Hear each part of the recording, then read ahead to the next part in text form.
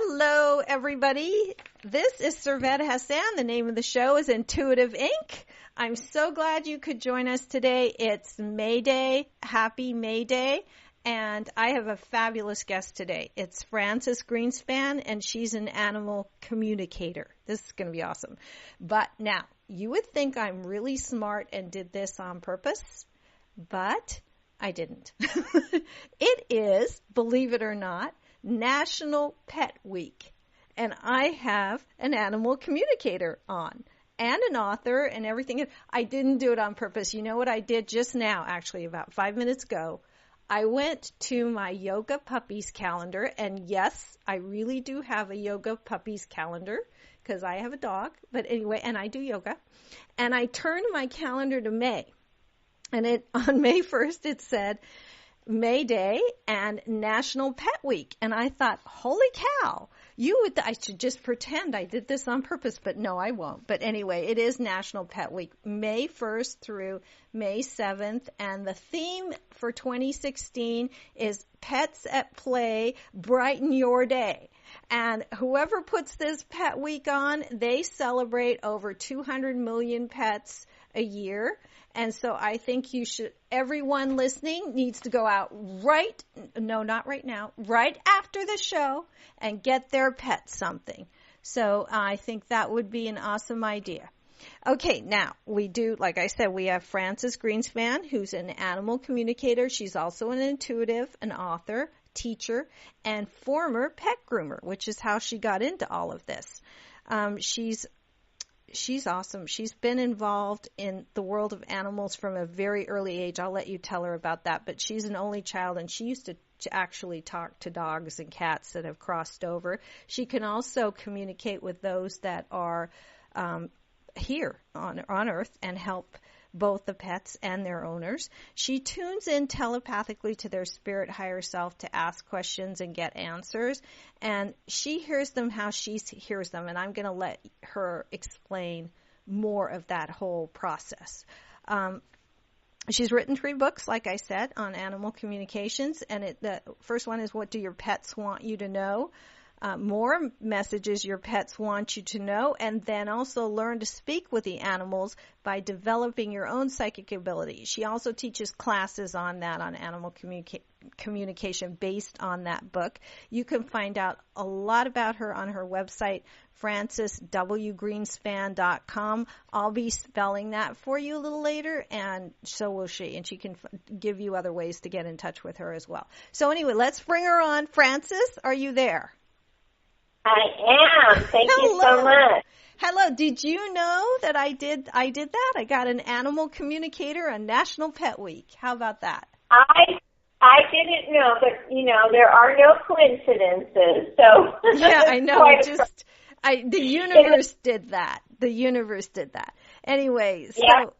I want you to tell us a little bit more about yourself. I just touched on the basics and said you've been doing this for a very long time.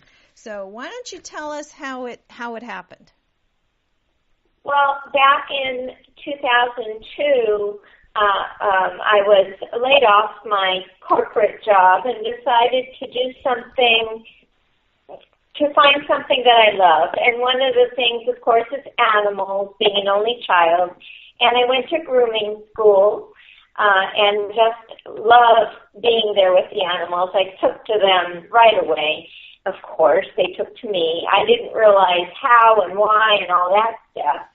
But when I did one of my first grooming jobs, I was at a vet's office in the back, and I had what I'd say brother and sister. It was a little toy poodle, female yippy dog, and her brother, Alasa, also. And so being in the back, I would just talk out loud to them, which even if I wasn't in the back, I'd be talking out loud to them. It didn't matter. Yeah. But the little yippy one, I finished first, and I picked her up, and I said, I'm done with you. It's your brother's turn. And I put her in the kennel, brought the little boy out, and he was sitting on my table, and I said, and out loud I said, she gets all the attention, doesn't she? And in my head, I heard, yep, she's Mom's and I'm Dad. And I quickly finished him and brought and called the parents to say that they're ready and brought them up. And I had to go in the back for some reason.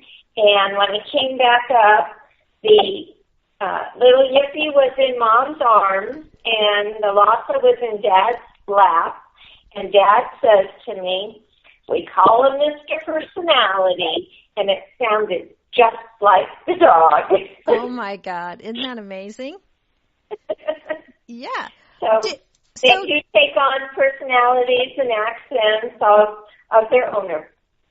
Do you find that with all animals that you've dealt with?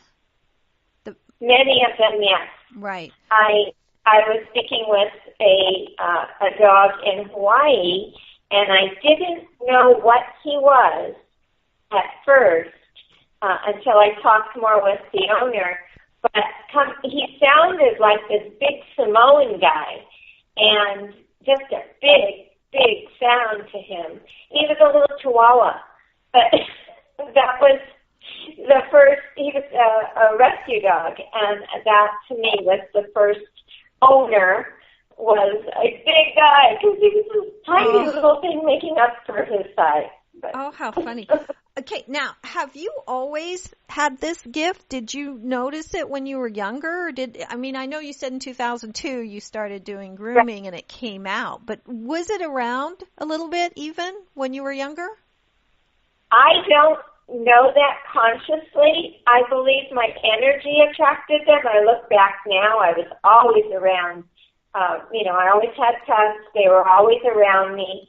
But not communicating where I would hear or see or feel any of that.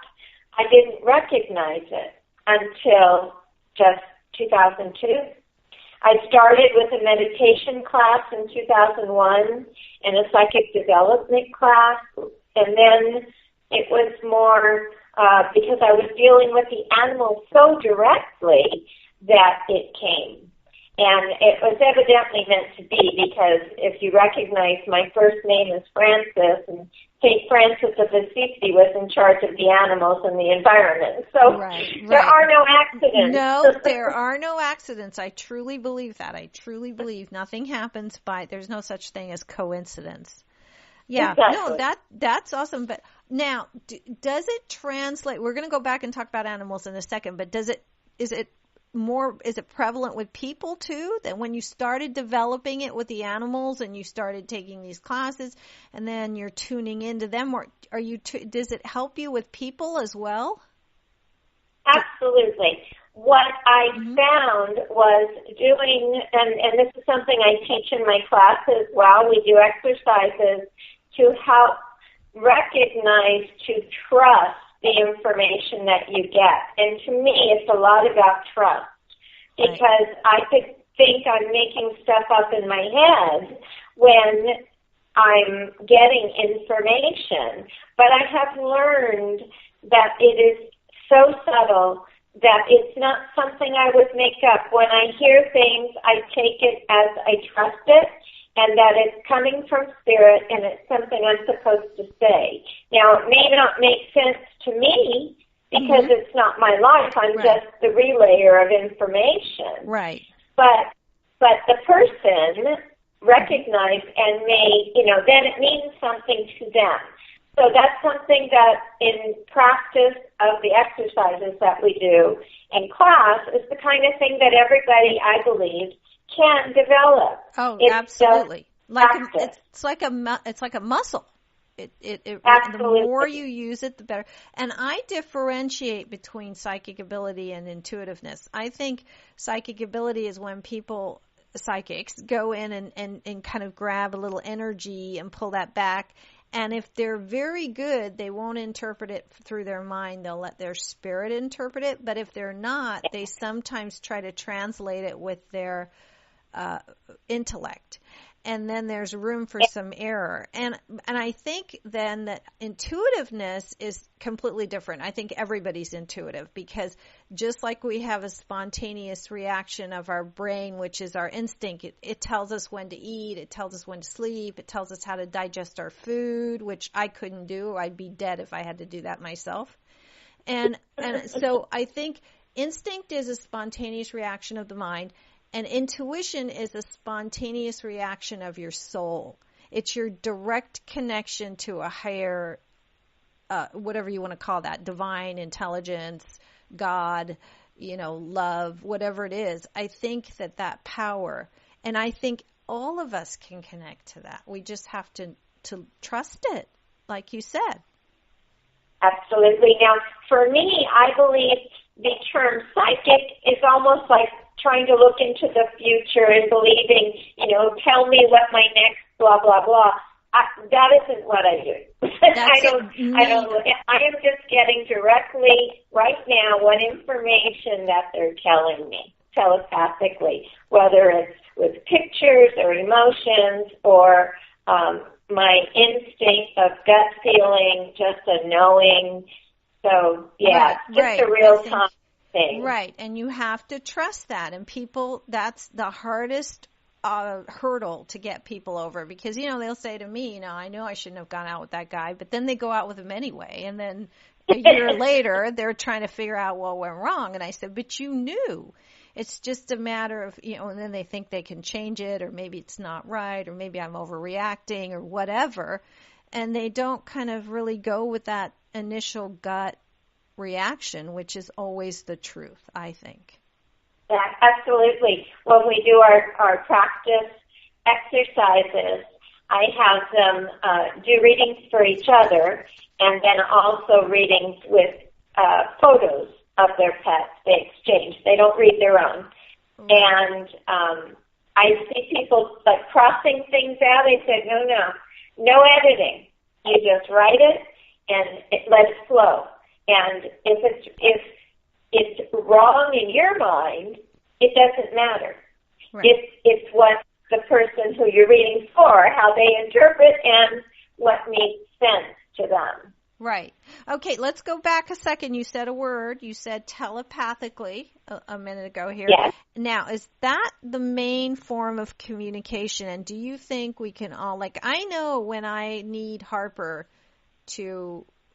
my dog, and I love her to death. She's going to be almost 7 now, coming up soon. And when I need her to come, just be somewhere, I'm going to bed soon, and I'm get in there. I don't say it out loud. She just knows.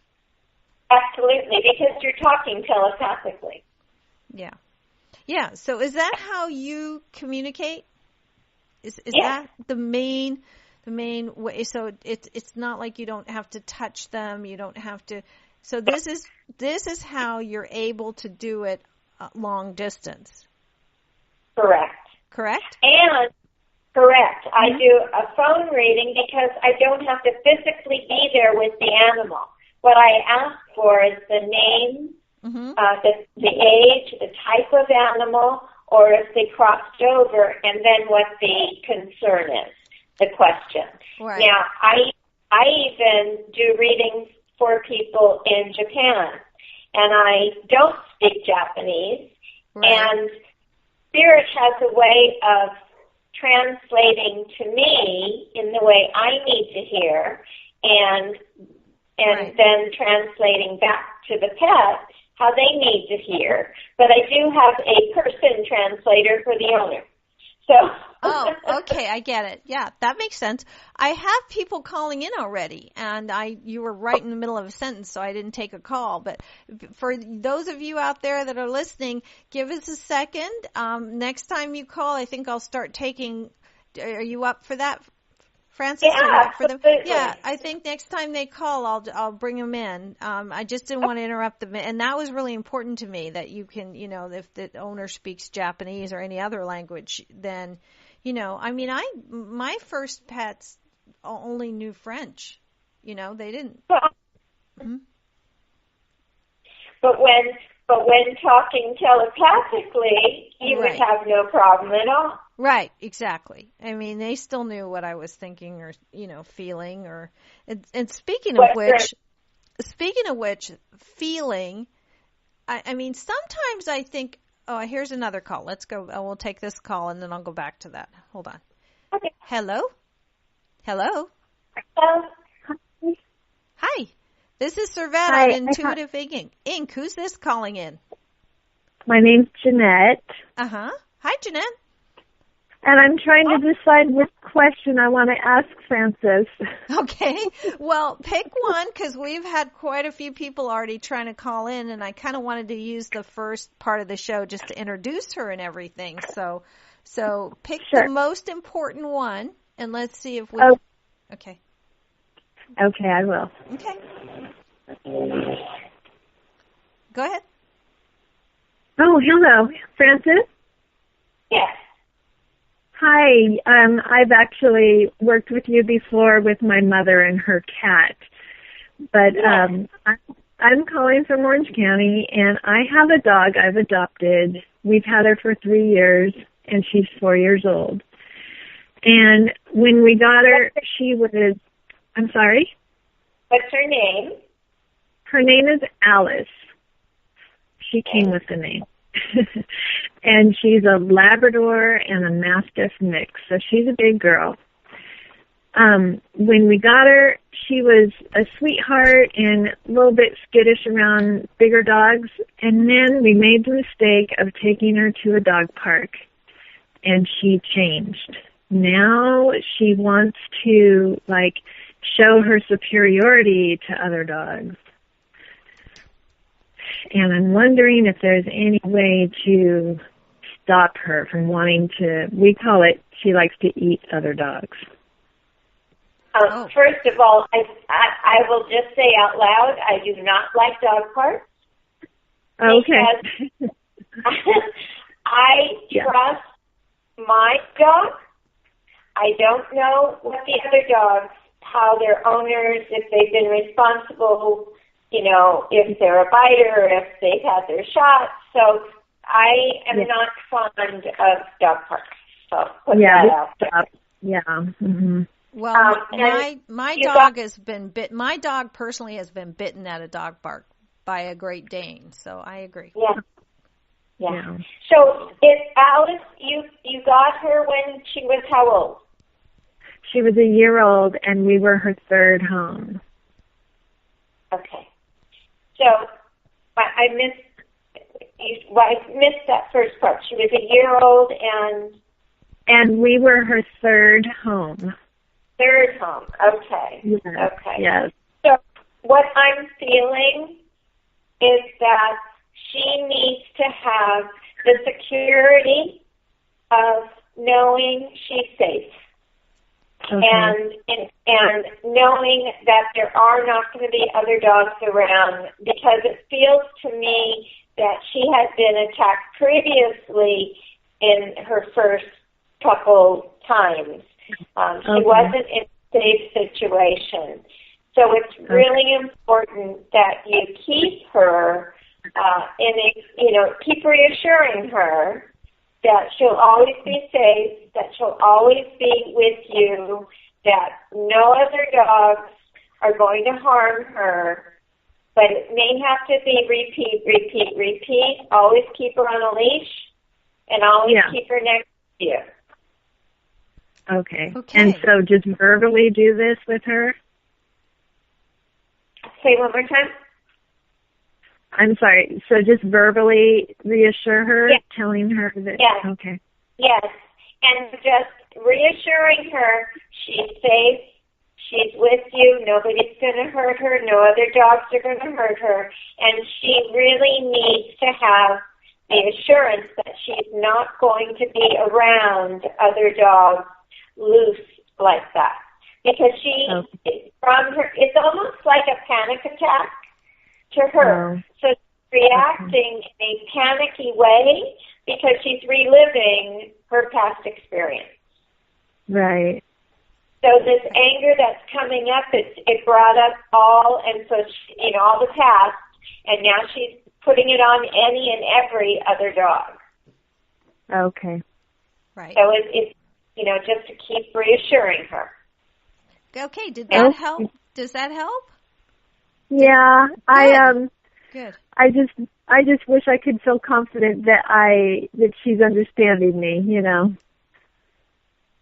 We can work together, call me. Okay. You have my number, so I do. we can work privately. Right. Right. Well, Okay. and I'll mention the website, her website and everything again here, and Frances can too. So you can get in touch with her, personally. And if it's not working, I think this helped a great deal, though. It helped me. Okay. Thank you for Frances. calling in. Thank you so much. Thank you, All right. Jeanette. Bye. Okay. Bye-bye. Bye. Bye-bye.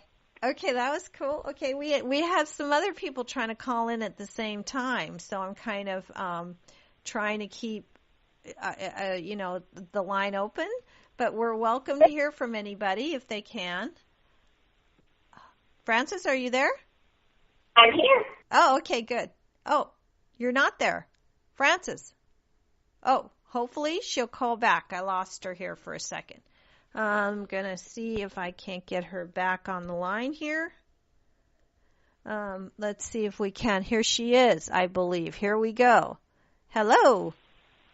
It's Frances. Hi, here's another caller. And I think in the midst of hello. I'm here. Hi. Yes, Frances is there, and we have a caller on the line. And what's your name? This is Servette. This is Intuitive Inc. No. Yeah, this is Lindsay from San Diego. Hi, and Lindsay. I'm listening to. Hi, and Hi. I have a big concern. I had a cat that I had let some friends take 2.5 years ago because they had lost their kitty. His name is Linus, and he would be 8 years old in June. But he ran away last Sunday, and we don't know because he was an outdoor boy, orange tabby, if he's passed over, if he got taken, by some other family, or if he's going to come home to this. I have to be honest with you, Lindsay. I do not do lost pets because the energy I pick up. Okay. All right, then we'll change it up. No problem. Can I ask you I have 3 other cats that are mine. Can I ask you about maybe one of them or 2 of them instead? Let's do one so we can give other people a chance to. Sure. Go ahead. Okay. I have a cat named Tori who's 5. He's a gray tabby.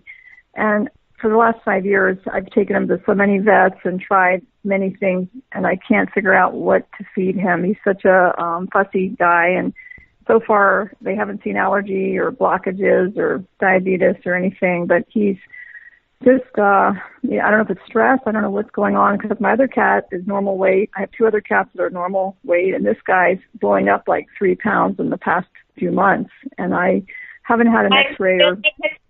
Have you had his thyroid checked? Yeah, the doctor swears that the thyroid's not the issue, but that's what I thought too. But they said usually it's only hyperthyroid, not hypo. But that's a good point. I'll just try to insist on the test because they were, even yesterday I had blood drawn again, and they're like, no, it's never the low thyroid. But that's, a good point. So they did all these tests and didn't test for thyroid? No, they just do, everything. Okay, that's where I'm saying to go. Do you, by any chance, do you have or someone in your family have thyroid issues? I had an aunt, who's like 94, had thyroid. Yeah, that's about it. Because many times the pets take on issues from family members. Right. So they take it on to relieve the symptoms of the family members. So, I would have the thyroid check. That's the first thing that came to me. Right. Okay. Well, thank you. Lindsay, okay. I have to say something. I think that the first cat that you talked about that's missing, Linus. I do think he's lost, and I know, but I also think that somebody has him. I do feel that way. I hope so. What his collar? Thank you. I'm just so worried about him. No, I don't think he got into harm. I think that somebody found him and just they kept him. Keeps him. Yeah, So Okay. that's what Good. I think. Well, anyway. he needs a new home anyway because the people that I had gave him to aren't the best for him. I think. There you so go. Maybe. The universe took care of that because I really Yeah. honestly, I saw a cat in front of on a big like a little pillow on a bed and Good. Good. like Okay. snuggled and just happy as a Oh, client. I didn't feel yeah. anything negative. I didn't. Yeah, So. well, he was too smart to be, he's Okay. a smart boy, so thank you so much. I just wanted to add that. Okay. Thank you for calling. Thank you. Bye. Sure. Bye-bye. Okay. Francis, we're there, right? Yeah. Okay. I'm here. I wanted, until somebody else calls in again, I want to touch on something that you said that's really important, and that pets do pick up on people's emotions and illnesses. And that's a good point you made, and I thought maybe you can elaborate on that, because I know that a lot of times when you start to tune in to animals, really their issues they're trying to help their people more than anything, right? Yeah, let's talk about that for a second. So with our animals, they take on for us. They are there for us, to serve us, to be a part of our lives. They come to us with a purpose, and we don't always know their purpose, but many times they take on our emotions, our illnesses, and they help to alleviate symptoms if there are any organ symptoms or blood symptoms, allergies, especially allergies. Mm-hmm. They take on, I can't tell you how many gluten-free things that need to be in there. I mean, the foods now, just like our food, have fillers in them, the processed foods. So I'm finding allergies even, and I just wrote this in my last newsletter prior to this last one, the foods that are being produced, especially for dogs, not so much for cats, but for dogs, the ingredients. Please read the labels on the canned foods. Canned food, I believe, more than dry food, but even the dry food that have fillers. So if the first 5 ingredients need to be real food, not rice, barley, grains, wheat, those types of things, those are fillers. And there was one, and I'm sorry, I can't remember what the word was, but I was at a client's house, and they were saying the food just somehow wasn't right, but the vet said this is the one. Of course, you can only get that food at the vet, and I'm not bashing vets. I do believe in vets when it's appropriate. Well, we won't wag any fingers, haha. but I know, I get what you're saying. We just need to be aware and read I do, because I'm really careful. When I got Harper, she had nothing but stomach issues. Nothing. Yeah. And they've been gone since I've had her, but so I was really careful to read, but most people don't, and you don't know. And our food that we're eating in this day and age is not so great anymore. So absolutely. So they do. And I want to emphasize, even the foods that the vet has at their office, read the label before you say, yes, I'll pay $2 for that can. Right. Because they're not the greatest. Right, exactly. Okay, and I do want to say, because a lot of people tried earlier, and I couldn't take on the phone before I even introduced you, even someone was calling. So the number here is 949-313-8880. That's the studio line if you want to call in and talk to Frances, who's awesome. She talks to animals, and she communicates with them and has been doing this for a while now. So anyway, I wanted to talk a little bit more about this. We got off on the food, but they do take on our emotions and our illnesses. So I know a lot of pet communicators that end up helping the people more than the pets. Oh. And then once the people are taken care of, I have a friend of mine who couldn't understand why her cat was constantly like wouldn't eat in the evening and it just was really spastic. And I said, is there noise around? Because I just felt like there was something. And that's when her son was always playing these video games. And that's what came in my head was and it would drive her crazy and she wouldn't eat. And when I told her this, she stopped letting him play video games around the cat around dinner time, and it wasn't good for him anyway. It was good all around. The pet was actually trying to get the son to stop doing that. Not so much because it annoyed her, but because it wasn't good for him either, right?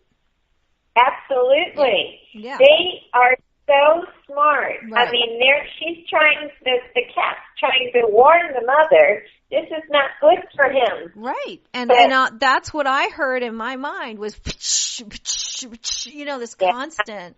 And you know what? She said that's exactly what the game sounds like. If you're not standing, you know what I mean? If you're like a couple of feet away, it just sounds like. Absolutely. Yeah. Absolutely. It's amazing because you think about any of the surrounding sounds. I had one cat that the client said, the cat is so afraid of the husband. Why is he so afraid? And at that, just right after that, the husband walks across the room and they've got hardwood floors and he wears hard-soled shoes. So the sound of him walking by, and he walks very quickly. Mm-hmm. Absolutely. So. Right. Okay. Yeah. Okay. Now let's talk about animals that have passed on. Okay. Is it the same for you to communicate with them, and how do you know they haven't come back already, or what's the process? Is it any different? The energy to me is not any different, whether they're here or they've crossed over. This is why I do not like to say if a cat is missing or if they've crossed over, because unless the cat themselves know they crossed over, they don't always know either if they're still in the early stage. They just figure they're in a different location. Oh. They don't really, because the realm that they're in is really around us. So whether we can see them or not is another story. They don't really have that knowledge base. It doesn't matter to them. Right. So they, unless it was a horrible death, on what happened to them, to their body. But I don't go there. That isn't something that I prefer not to. I totally understand that. No, I understand that. So it's the same if they're now. Do you think that just in your opinion, because nobody knows this or not knows this, but do you think they come back? I have heard they do in some instances.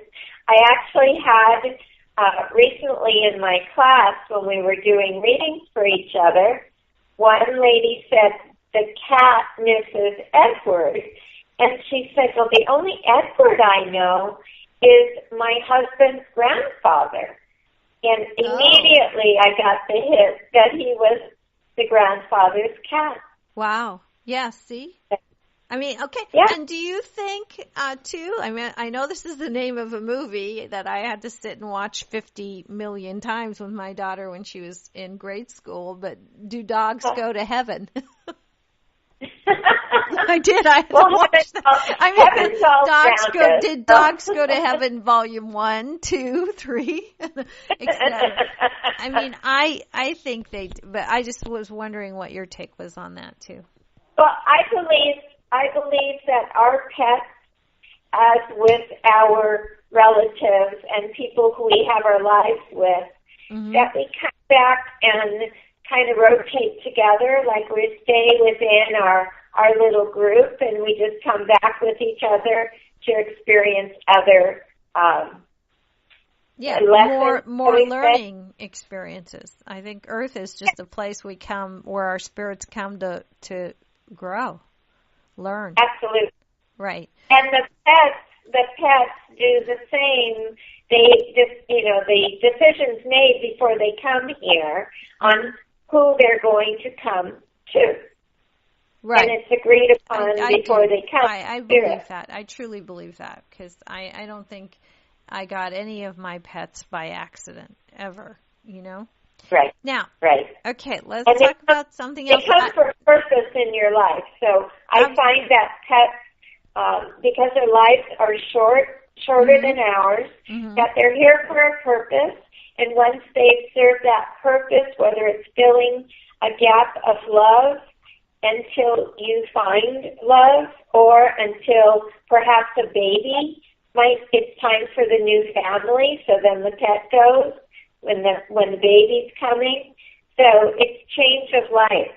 Right. That I believe. It's transition, I think. Yes. Also, I think animals do more than that anyway in general in terms of a spiritual level, because the animals, I think, force most people, to live in the present moment, which is essential to growing spiritually anyway, because there is just the now, and animals are very aware of that. They're they live in the present. They're not sitting around going, hey, wait a minute. They may feel some hurt from the past, but they kind of let it go, and they have no concept of the future, which is, really actually spiritually kind of evolved. And they kind of help you to kind of like center in on that. They don't care if you're stressed out from your long day at the office.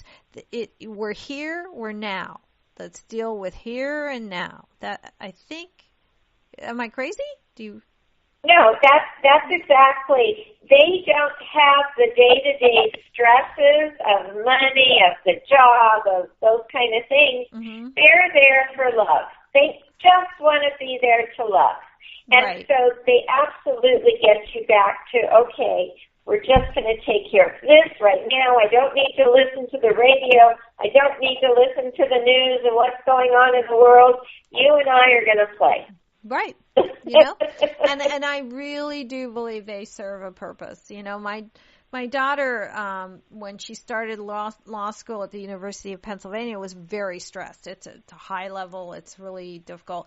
Anyway, she said, I'm going to get a dog. And I said, please don't do that. This is how I got Harper from Berkeley. And please don't do that. But she put in a quick email, nothing else, to a rescue place. And it was a dog that had been taken from a home. He was 3 years old for abuse and neglect. The SPCA took him away. And he's a Jack Russell Fox Terrier mix. He has these long legs, but and his name is Mr. Darcy, and he looks like Mr. Darcy. I mean, he's the cutest thing. He's like 20 pounds. They saved each other's lives. Because I don't think she saved him. She did take him, and I once I saw him, my heart melts, and you can't help it. And I'm telling you, though, he is like the best therapy in the world. I mean, literally, I think they both saved each other. It's amazing. Absolutely. Yeah. Well, you see the bumper sticker, who saved who? Exactly. I mean, I can't. I mean, he's adorable. I just love him. Anyway, I'm going to give the number, because all these people called, like right when you got on the phone, like 2 seconds later, and now we don't know where they are. So 949-313-8880, and call if you want to. Otherwise, we've got more to talk about here. I wanted to ask you if one of the things I wanted to know, because I have a friend that gets really upset with me with Harper, because I've had her for 5 years now from Berkeley, and I love her to death. I mean, I teased my daughter when I first got her. I put signs around her neck that said, "Take me, I'm free." Took pictures and posted them. But of course, she was sleeping in my bed next to me the very next night, and I love her to death. But I do something every once in a while that drives my daughter nuts. I'll say to Harper, "It's time for your beating," and she'll lay on her back, and then I rub her tummy with my foot. She, she's, and so do you, I mean, cause people like, don't say that. And I'm like, she's in heaven when I say it's beating time. And then I just rub her stomach. She falls, literally will just like crash on the floor. So, because she knows it's not the word, it's not the word. Your intention. Okay, right. So that's where I'm going with this. So our words are not all that important, right? Well, I have to say, if, for example, one of my clients, she would call the dog stupid. And so she asked me, so what is he telling you? And I said, he doesn't want you calling him stupid. She said, but I don't tell him to his face. Well, I think they pick up on. He knows your intention. He hears it telepathically. Well, but here's a question: Frances, does she really think the dog is stupid, or is it just a funny thing she's saying? No, she's not saying it in jest. She was meaning it. Okay, see? That's what I mean, because Harper knows when I don't say this anymore because it drove my daughter so nuts I stopped. But, Harper knows when I say it's time for your beating, it means it's time for me to love you, So they pick up more on the thought behind it. Because she could say, hey, you're really smart, but if she's feeling he's stupid, that's what they get, Right. It's the intention. That's where they pick up the energy of your intention. So if somebody comes into the home and the animal feels the intention of that person's not good, they're not going to like that person. Right. It's great for finding dates, whether they should stay or not, because right. I agree. The animals pick up if that person has good intentions towards you. Yes, and that movie Must Love Dogs was right on the money, because if my dog doesn't like you, we're done. I mean, I had a guy a few years ago who really tried to dominate. He would foster greyhound dogs and had 3 greyhound. Well, I shouldn't say anymore because then I'll recognize. But anyway, he just intimidated the crap out of Harper. And literally she would be shaking when we would go over there. So I'm not really sure what happened, but one day he like let into her and she scratched his face, and she's never done that. And I thought to myself, hey, there's something really, and the minute I broke up with him, she was the sweetest, calmest. It's almost like she loved me more. It was our relationship changed. She was fearful. She was fearful for you. Yes. Because concerned, yeah. Right. And I'm a true believer in this anyway, because people will tell me, oh, my cat will never come up if you go up to feed her. And then, of course, they do, and then they're all over me. And I think animals know a person's heart. They do. Absolutely.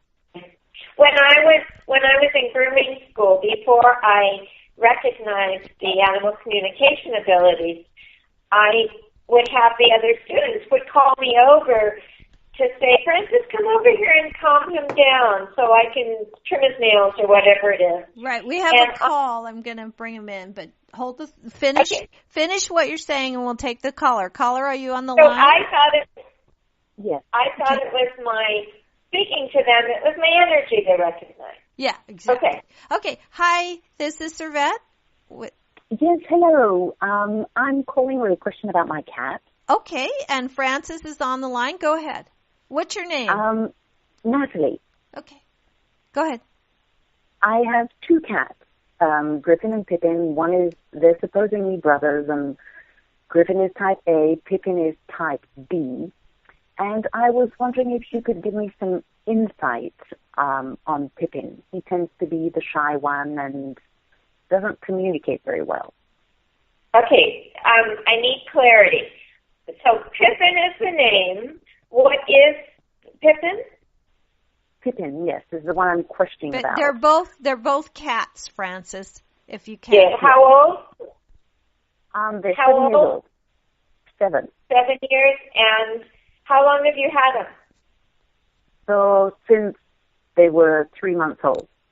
Oh, so little. So what's the question? I'm wondering if you can give me some insight into Pippin. Griffin tends to overshadow his brother. Griffin, the other cat, is very much type A, and he tends to overshadow Pippin, and I would like to understand Pippin a little better. So you're asking a general question. I'm going to give you a general answer, which is it's easier. It's just easier not to fight it. The other one is going to be in charge, and why buck the system at this point? Oh, I see. What you're saying is that they've established their own hierarchy, and so yes. why bother with it then? Because they've already they did that like dogs do. There's always an alpha and a exactly. So this is Griffin's the alpha, and Pippin's just going to live with it, and why leave it alone? Is what you're saying? Yeah. They actually like it that way.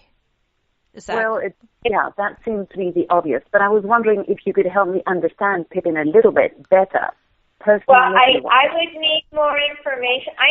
If you give me a specific question, I'll be happy to give you a specific answer, but I don't really tune in generally to their life or whatever. I just need to have a question. Does Pippin, because Griffin's so dominant, does Pippin have issues? Is there like an issue with him? Does he get Well, he doesn't eat very well. For example, okay, so that's a good specific question. He's not eating well, right? Well, he has trouble eating. I cannot leave the food if I feed them both at the same time. Griffin, type A, once he finishes his bowl, he'll eat the second bowl. So I feed them separately, and Pippin tends to nibble. It's a very complicated situation when I feed him. And he's a little skinny cat. They also have different styles. All cats aren't the same. So the one that is, I'm picking up more of a bully attitude, and I'll take everything because I can. That's his personality. Okay. Okay, I have another caller, so I hope that helped you. Thank you. Hello? Hello, it's Dave. I'm sorry? Hello, I'm calling in. Good. This is Servette on Intuitive Inc., and we have Frances on the line as well. Do you have a question for her? Oh, yeah. You know, I have a 55-pound female basset hound that's about 3 years old, and we've tried everything in the world to have her potty trained and have her go to the bathroom in a certain location, but it's been really difficult.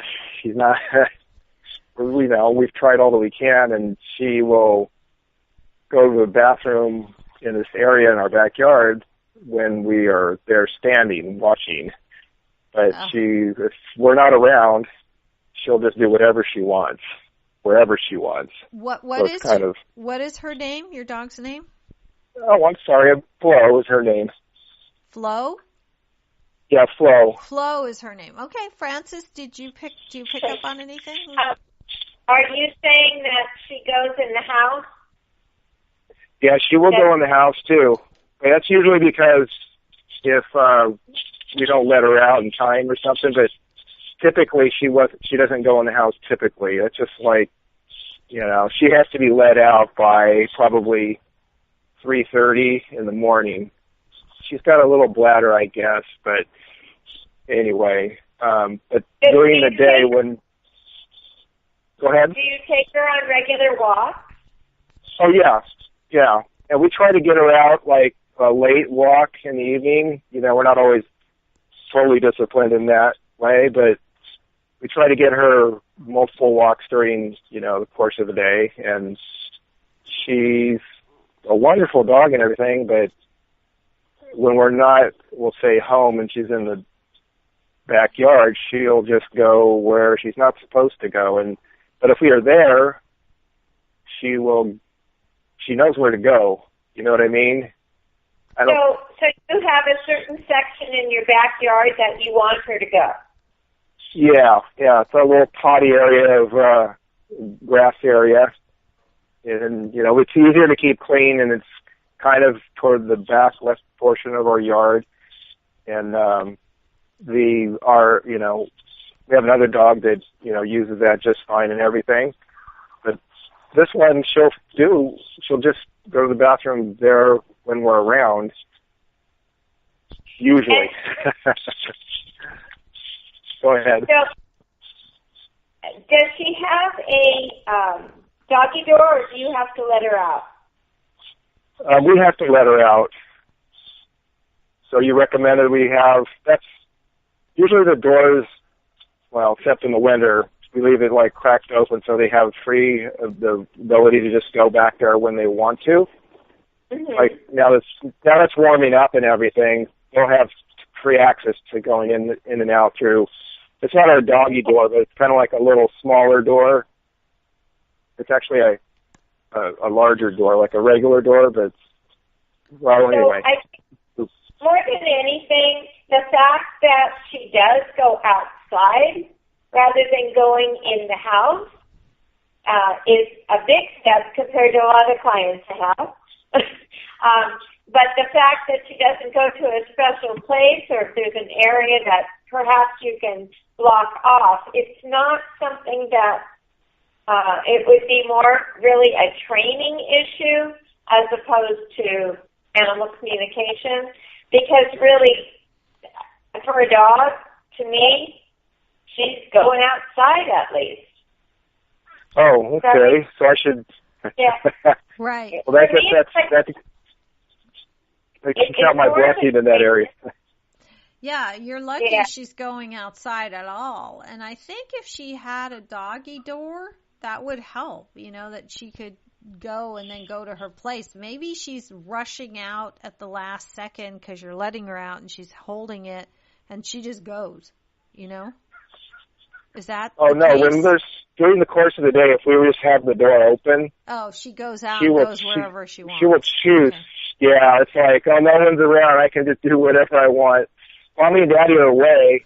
Yeah. And I can do whatever I want, wherever I want. And if we're there, and then sometimes once in a while she'll be heading like to the potty area and she'll like stop like, we'll say like 3 feet short and I'll call her by name and I say, hey, and then she'll walk the rest of the way. It's really kind of you know what it sounds like to me? And Francis, you can correct me if I'm wrong, but you know what it sounds like to me? It sounds like to me that when you're not home, she's mad at you for not being home and she's going to go wherever she wants out there. She knows she's not going to go in the house because that would totally piss you off.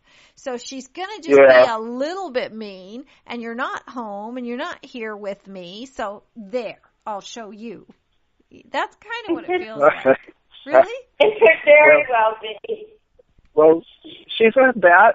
She's the most lovable Basil, but she doesn't seem like she has an inclination of even thinking like that. Like, she's not like the most in the intelligent realm of breeds either.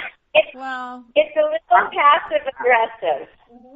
Exactly, that's what I thought. She's being passive. It's a little bit on the passive aggressive action on her part. Right. Oh, you think so? Wow. Yes. Well, I hope that helped. Is passive aggressive run in the family? Probably. Are you referring to other dogs or other humans? She's addressing both. She's addressing humans too. So think about that. Think if that's the kind of behavior. Okay, I hope we helped you. Thank you for calling. Thank you. All right. Bye. Thank you. Thank you. Bye. Bye. Francis, we've had quite a few calls and quite a few that we couldn't get to. They seem to like either all come at once or not at all. I hope I can just have you back on. We should just do this again because I know that a lot of people have some good questions here and we're not going to get to everybody. We're running out of time here and I wanted to be able to give you a moment to, tell people how to get a hold of you and what your services are. So go ahead and then, you know what, we'll do this again. That would be great. I'd love it. I'm good. Well, I thought this was fun. I hope you had a good time. It is. Especially with the two of us putting our stuff in there. It's funny how that works. Yeah, I was like, I kind of hesitate a little bit because I was going to say, too, I hope I didn't step on, because I don't know if I'm, well, it is my show, but also on the other hand, I'm very sensitive to that. I am very sensitive to that. And I was like, well, if she doesn't want me to comment, I was like, I kind of just like, I just want to put a little something in there. No, it's great. It's from my heart. It's from my heart. You say something, it then triggers something in me as well. So it does feed on itself, and it is from my heart. So I kind of figured it'd be fine. So anyway, can you tell people how to get a hold of you and they get a hold of me on my website, which is my name, Frances W. Greenspan, and it's Frances with an E. And .com, of course. Well, I would go ahead and spell it for everybody because people spell. It's FranceSP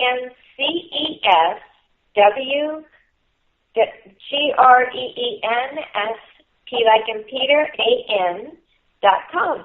Great. And then are you on Facebook and everything else as well? I'm on Facebook, what are they? Twitter, Instagram. I know I'm on everything. I have something that just connects you when you put one thing on one thing. It connects everything else. So absolutely. I have a newsletter, so if you get on either on my website or on Facebook, you can subscribe to my newsletter. I send them out about once a month. Great. Sometimes twice. That'd be awesome. And you know what? I am going to have you back, Frances. This was too much fun. We're going to do this again. Like I said, there were people calling when I was barely introduced you, and then I couldn't pick that up. And then when one caller called in, 9 others did, and we couldn't get to them because of that. So, you know what? We'll just have fun and try this one more time. It was a great time. You've been an awesome guest, and I thank you from the bottom of my heart. And it's National Pet Week. How could we have planned that any better? So, really, honestly, thank you, Frances, and let's do it again really soon. Absolutely. Okay, thanks. Bye. Well, that was Frances W. Greenspan, our animal communicator. She was awesome. I love her. She can tune in to animals, and in a way, it's her gift. It's just a gift. Anyway, I just want to say that thank you for joining me. I hope you do join me again next week. I am traveling a bit this month with graduations and other things going on, but there'll always be a show Sunday at 6, and I've got some great guests lined up for in the future. In the meantime, if you need to find me, my website is Servet, S-E-R-V-E-T, Hassan, H-A-S-A-N, which is my name, .com. So you can always go there. My books are on there. The latest, the award-winning Life in Transition, all of my other books, The Intuitive Heart of Romance, Tune 'em in, Turn 'em on, they're all on my website as well as Amazon and everywhere else, Barnes & Noble, I think still. And I was going to say I have a blog. My blog is Memos from My Higher Self. A memo gets posted every single day. So tune in for that. It's kind of fun. They're going to be turned into monthly books, Memos from My Higher Self, January, February, and everything that'll be available on Amazon really soon. And I'm working on my next book, which is Intuitive Inc., which is the name of the show. That makes sense. I also have a YouTube channel, so if you missed any of my shows in the past and you'd like to catch up with them again, tune in there. YouTube channel, it's my name, Servet, S-E-R-V-E-T, last name H-A-S-A-N channel on YouTube. There's a workshop or two on there, I think. I'm also going to be posting my future workshops on the YouTube channel as well, so you can find them there if you want to. I'm also available for private sessions. I'm also starting a new workshop and also private sessions on people who have a book in them and don't know how to get it out on paper. So contact me if you need me, and I hope you tune in again really soon. This has been a ton of fun. Happy May Day, and tune in again really soon. And I have to say what I always say at the end of my show, which is be you to the full, because that's what's really beautiful. You being yourself. Take care. Have a good night. Thank you.